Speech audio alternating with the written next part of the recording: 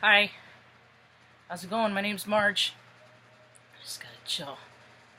Hope you're doing well. I'm a Hyoka Wise Clown. Welcome to my tube. I haven't done a catch-up video in a minute. When I say catch-up, I mean like an introduction of it's sometimes you gotta reintroduce yourself because you're not always the same person. We all evolve and change, and some days you just gotta feel like making a declaration to that new you. Yep. Some people do it with the new hairstyle. Bangs. Bangs is like a perpetual after. Every time I see women with bangs, I kind of feel like every one of those women have an instance of, it was a good idea, but I wish I wouldn't have. Because from there, yeah, it looks good for a little while, but everything gets old after a while. And then when you decide to grow it out or whatever, it's the awkward stages. I used to have really long hair. When I went to Greece, that's where I got it cut off, and I had it cut half, like, I wish I would have done locks of love. I was ignorant. I wasn't. It was an impulse, and I wasn't thinking of others, and one day I'll do that. So it was like down, I could touch it like that. It was long, and it's very, very thick. It's very thick.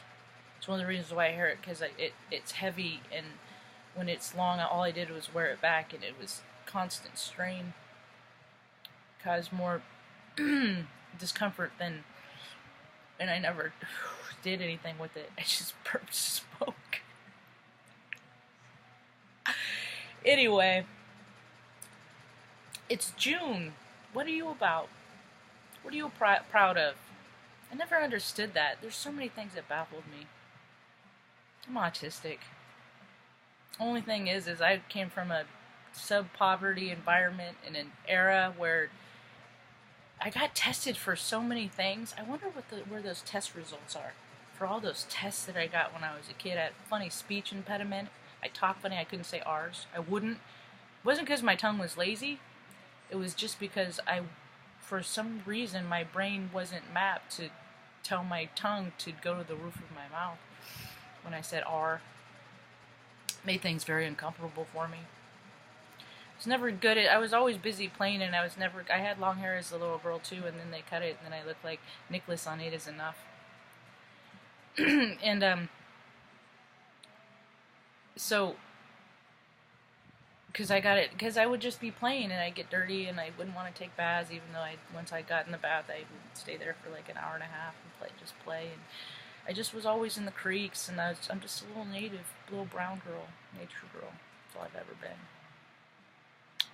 And I always spoke a truth, and it always made people uncomfortable. Because they didn't know how I knew the things why did I say the things how could I know? It's weird. When you don't understand things, you fear them, and when you fear things, some people get aggressive depending on where their vibration sits. Our vibration is our heartbeat.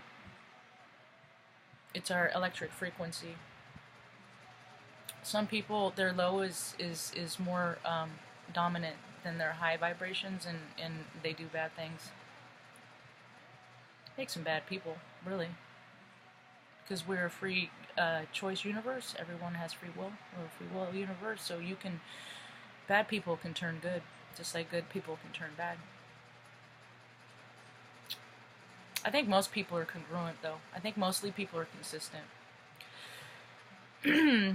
There's when I was a little kid, like I said, I was always in the creeks, and it made me think of, like, kids that you play with and things like that, and picture it like this if you would, because I'm a visual speaker, so I speak a lot in analogies to get people to see what I mean. So there's all kinds of kids in the world, and there's two kinds of kid. There's a high vibe and a low vibe. And you know the difference. You recognize this This is how we can tell when children are what they're going to become when they grow up. They tell us who they are. It's what we choose to see. So we are just as responsible for the outcome of the product of a human being as they are. Yes, for what we allow. It's true. So you have two kids, like in me, I was the kid that freaking, I would go to the creek and I would get pollywog. I knew, it's like, okay, you could smell a certain smell in the air and know that soon it would be pollywog time. I go down the creek and there'd begin to be pollywogs, and I get the pollywogs and I bring them home, and I'd keep them in a canister and put holes in them so they could breathe, and big holes and stuff, and I would watch them grow, and I would study how their behaviors act, and I would watch them, and I would try to create an environment as close to their natural environment as I could, because I want to see how they acted in a natural environment. And then I would eventually just spend some time with it, because I wanted to see how it transformed, and then I would set it back to freedom. Thank you for showing me, and then let it go. And then you have these other kids. I've met them. I played with them. They make me uncomfortable, and then I don't play with them anymore. Those are the kids that take the frogs home and do things with them.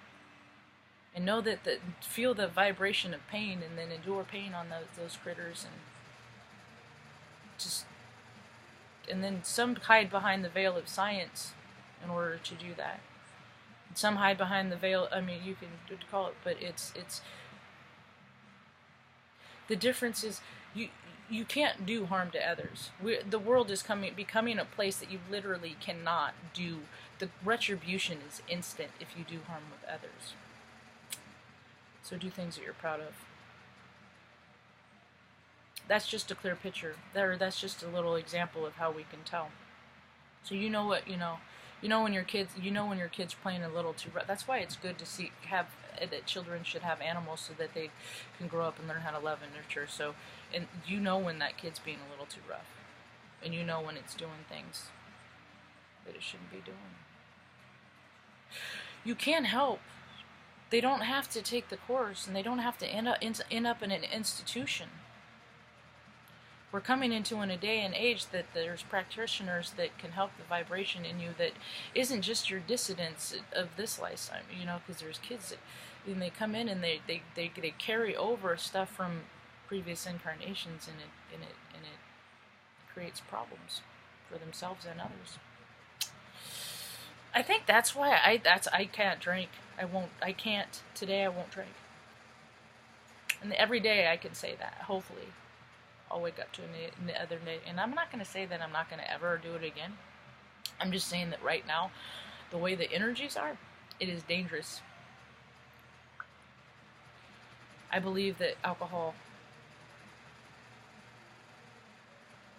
can make normally high vibrational people, it can dip them into places, because it takes your spirit, and I think it can take you to places you don't want to be. Places you don't even recognize yourself. Yeah. So, and for people like me, I'm not just like really a sipper. I drink coffee through the straw. So, hot coffee. Anyway, I have a propensity to overindulge in everything I do. It's who I am. It's my light. I'm exuberant. I'm ecstatic. I'm big. I'm bright. I like to consume things on a large scale. But because I know that, I have to be aware of my gluttony. And I have to do things to keep myself and others from harm. Because it puts me in a lower vibrational state. It does everyone. But that's legal. I'm glad that cannabis is making so much headway. I think that's one of the reasons why so many are having so many awakenings. Yep. Because you just know that there's a possibility that you can just feel good. You don't have to hurt. You don't have to freaking take pills to do it. Because all that shit's mad science. So I hear it's Pride Month. I came up with there's a man named, there's a little education in Pride, what I know I know the truth always comes out. And because I know that, and I was just some weird autistic kid growing up, that I would tell on myself because I knew that people would find out anyway. Because I was given example after example after example of how the truth always comes out. And now it's coming out all over the place, and it's kind of fucking funny. But I've been good for the most part, so we'll see how it plays out for me. I think I vibe pretty high. I think I'll be okay. Gilbert Baker. Gilbert. He's not even one of the top. How do you break a chakra? That's funny. I'll get back to you in a second. Spirit science. Gilbert Baker, he passed away last March on the 31st of September. In case you don't know who he is,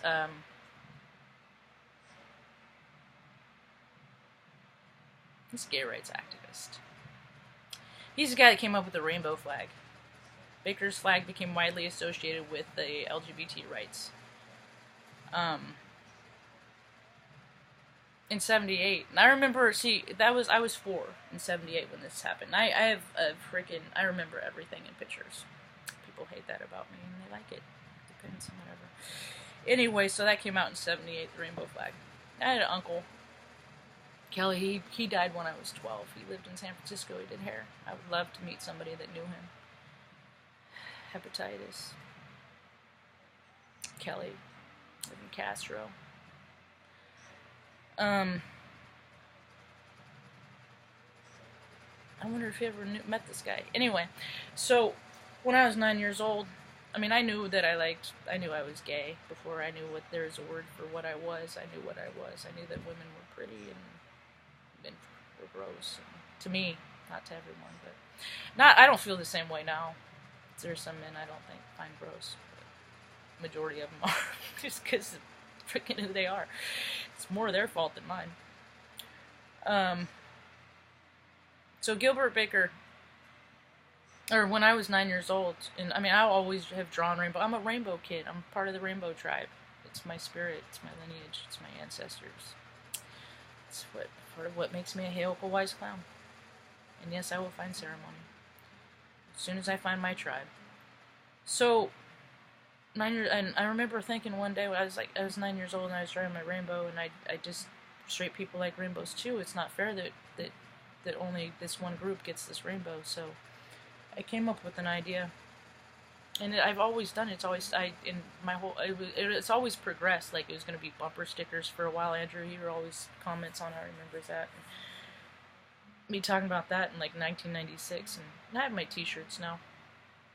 I sell for $25.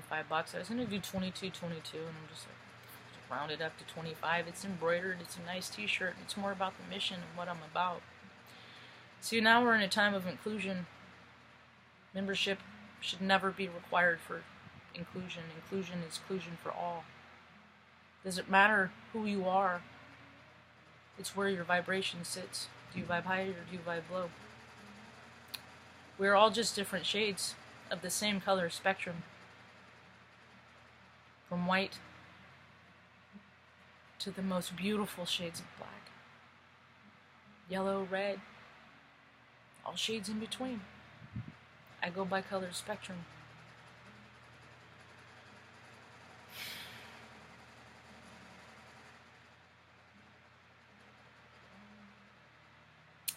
So, who I am and what I represent has been established for me at birth.